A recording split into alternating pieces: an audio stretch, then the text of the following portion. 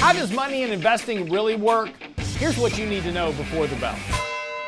This morning I read a very interesting take on the NASDAQ. Of course, the NASDAQ has been the big winner this year, up substantially. The top 10 stocks in the index generating about 90% of the overall return since January the 1st. The NASDAQ, of course, far outpacing the S&P this year as well in terms of returns. But interestingly enough, the NASDAQ is only now back to where it was 2 years ago.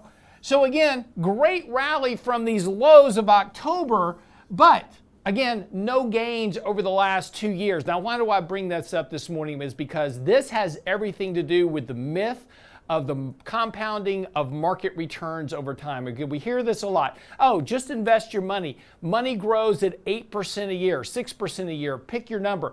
You're doing your retirement planning, right? You plug in a number on a spreadsheet, say, well, if I have $100,000 today and I just multiply that by 6% a year, well, I'm going to have $1 million by the time I retire. Markets don't work that way. Most importantly, markets do not compound over time, and this is a great example of exactly what that means. So let's assume for a second that you need a 6% annual rate of return, 10%, pick your number.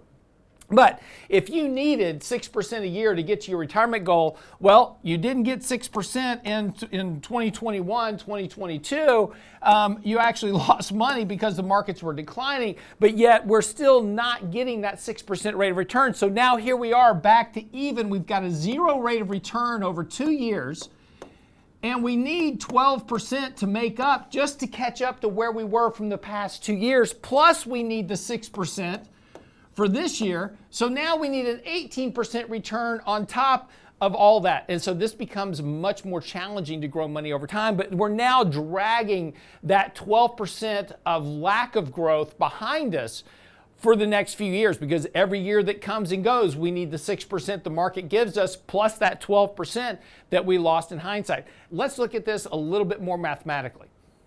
So let's assume that you need 10% a year to reach your financial goals. So every year you need to compound your money by 10%. Sounds like a reasonable goal in the market. But year one, of course, we get that 10%. And that is great because now we've hit our goal in year one.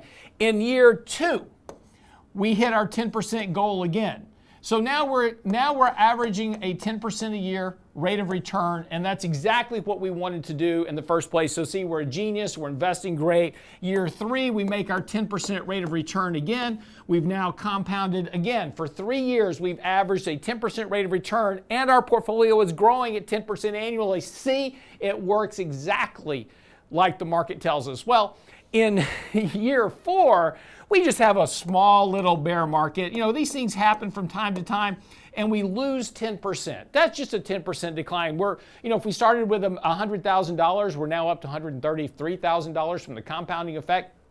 We just lose 10% in year four. Now, what does that do to my compounding effect of return over time just by losing 10%? Well, first of all, it takes my 10% average rate of return and it now drops that to a 5% growth rate over time just by losing that 10% of money. But more importantly, it is year five that becomes the most problematic. To get back to my 10% annualized growth rate in year five, I now need some rate of return to get my total return for the 5-year period back to that 10% average rate of compounded growth over time. What is that number? It's not 10%, it's not 20%, it is roughly 33% return in year five to equate back to that 10% average rate of return. That is the problem with losses and the destruction of compounding in money over time. The important thing here is this: markets do not compound returns.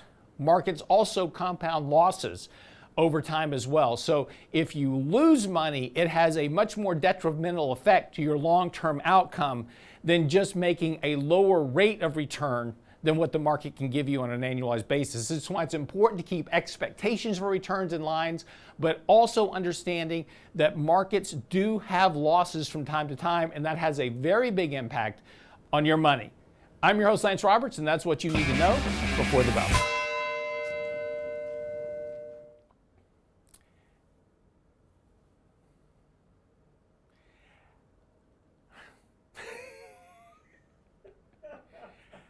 And that's what you need to know before the bell.